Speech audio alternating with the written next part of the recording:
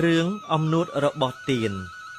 នៅក្នុងផ្ទះមួយតែងតែមានភ្ញៀវចេញចូលមកលេងជាញឹកញាប់ក្នុងផ្ទះនោះមានទៀនមួយដើមដែលម្ចាស់ផ្ទះអុជបំភ្លឺដាក់លើទម្រជាប្រចាំរហូតដល់ក្រមទៀនស្រក់មកកកនៅជុំវិញគល់ទៀននឹងធ្វើឲ្យពេលដុតទៀនលើក្រោយមករូបរាងរបស់ទៀនក៏កាន់តែមើលទៅហាក់ដូចជាធំឡើងទៀនមើលឃើញថាខ្លួនកាន់តែមានរូបរាងធំឡើងជាលំដាប់អាចផ្ដល់ពន្លឺបានយ៉ាងភ្លឺចិញ្ចាចចិញ្ចែងក្រៃលែងវាមានមោទនភាពនឹងពន្លឺរបស់ខ្លួនជាខ្លាំង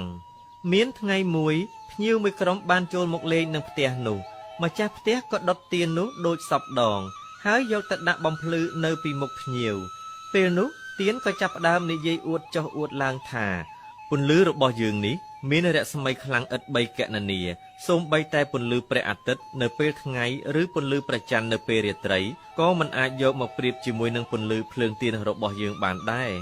គ្រាន់តែទៀនពោលចាប់បានបន្តិចស្រាប់តែមានខ្យល់បក់ចូលមកតាមបង្អួចធ្វើឲ្យទៀនរលត់ភ្លឹបមួយរំពេចភ្ញៀវម្នាក់ក្នុងបរ្ដាភ្ញៀវទាំងនោះក៏បន្លឺសំឡេងថាអោទៀនដ៏កំសត់អើយចូលបិទមាត់របស់ខ្លួនខ្លះសិនហើយខំបំភ្លឺតទៅទៀតទៅពន្លឺដែលជះចេញពីព្រះអាទិត្យនិងព្រះច័ន្ទពុំមានថ្ងៃនឹងរលត់ឡើយមិនដូចពន្លឺរបស់មនាលទៀនឯងទេគ្រាន់តែខ្យល់បក់មួយវឹបក៏រលត់ទៅដោយងាយរឿងនេះផ្ដល់អត្ថន័យសេចក្តីថាត្រូវចេះប្រមាណខ្លួនកុំគ្រាន់តែចេះដឹងអ្វីបន្តិចបន្តួចកុំនឹកស្មានថាខ្លួនអស្ចារ្យជាងអ្នកដទៃទាំងអស់ចូលចងចាំថាទឹកដែលពេញធុងគោះមិនសូវលឺ